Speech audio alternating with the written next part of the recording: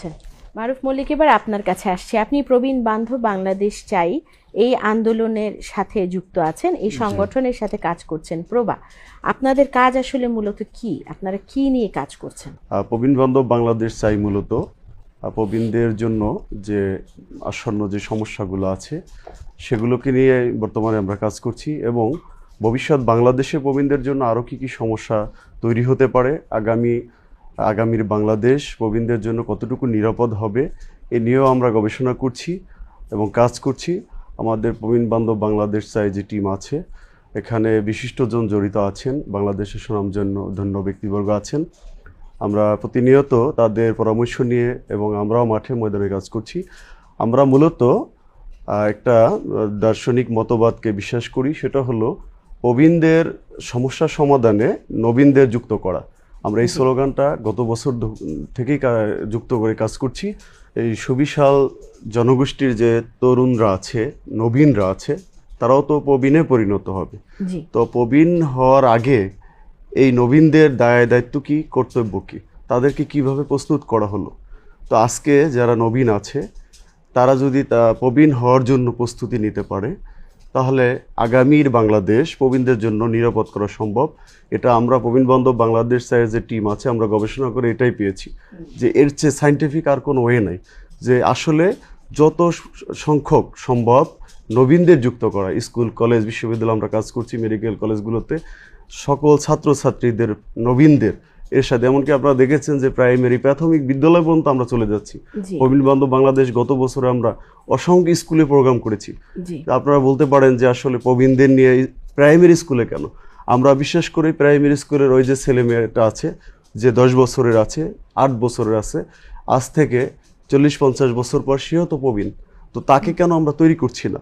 আমরা এমন একটা জায়গায় এসে, এমন একটা বয়সে এসে প্রবীণদের জন্য চিন্তা করি, ভাবি, যখন আসলে কিছু করার থাকে না। বরঞ্চ এই বাচ্চাগুলোকে তৈরি করে নিই আমরা প্রবীণ বান্ধব হিসাবে, যে ওদেরকে ওদের মানুষ গঠনে আমরা কেন সায়েন্টিফিকভাবে তত্ত্বগুলো আমরা কেন তাদেরকে প্রয়োগ করি না?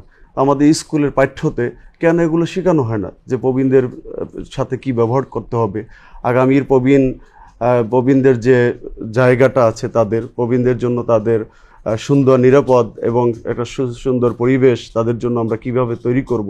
আজকে আমাদের যত সংখ্যক সম্ভব নবীনদের যুক্ত করে আগামী নিরাপদ প্রবীণ বান্ধব বাংলাদেশ গড়তে আমরা সচেষ্ট হব। এজন্যই আমরা কাজ করছি। আশা করি আমরা সফল হব। মারুফ মল্লিক, আপনার কাছে খুব চমৎকার শুনলাম। আমাদের দর্শকদেরকে আসলে বলুন যে আপনারা ভবিষ্যতে আর কি কি কাজ করতে চাচ্ছেন, এবং সেখানে আমাদের দেশের সাধারণ দর্শকরা আপনাদের সাথে কিভাবে সম্পৃক্ত হতে পারে। আমাদের পরিকল্পনার আলোকে প্রথমেই আমরা চাচ্ছি যে কয়েক লক্ষ তরুণ তরুণীদের আমাদের এই কাজের সাথে যুক্ত করা। সেটা তারা সমাজকর্মী হিসেবে হোক, আমাদের ভলান্টিয়ার হোক, যে কোনোভাবেই হোক তাদেরকে সম্পৃক্ত করা। এবং পাশাপাশি গঠনমূলক আমরা কিছু কাজ হাতে নিয়েছি। ইতিমধ্যেই আমরা চিন্তা করেছি যে ঢাকার আশেপাশে যে নিঃসন্তান প্রবীণ আছেন তাদের জন্য একটা নিরাপদ বৃদ্ধাশ্রম আমরা করব। আপনারা জানেন বৃদ্ধাশ্রম শুনলে এর নেগেটিভ বিষয়টা সামনে আনা হয়, কিন্তু যে বাবা মায়ের সন্তান নাই অথবা তাকে দেখভালের নাই, তাদের জন্য আমরা কি ব্যবস্থা নিব, এই বিষয়টা আমরা দীর্ঘদিন ধরে চিন্তা করেছি। নিঃসন্তান প্রবীণ এবং নিঃসন্তান নাই হোক, প্রবাসে থাকেন, সেই পিতামাতাদের জন্য তারা দেখে না, যাদের দেখার সুযোগ নাই, তাদের জন্য আমরা কি ব্যবস্থা নিব।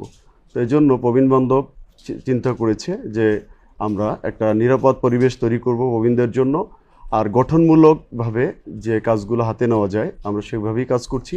আগামী দিনে আমরা বিশ্বাস করি পরিবর্তন আসবে, একটা নিরাপদ প্রবীণ বান্ধব বাংলাদেশ হবে।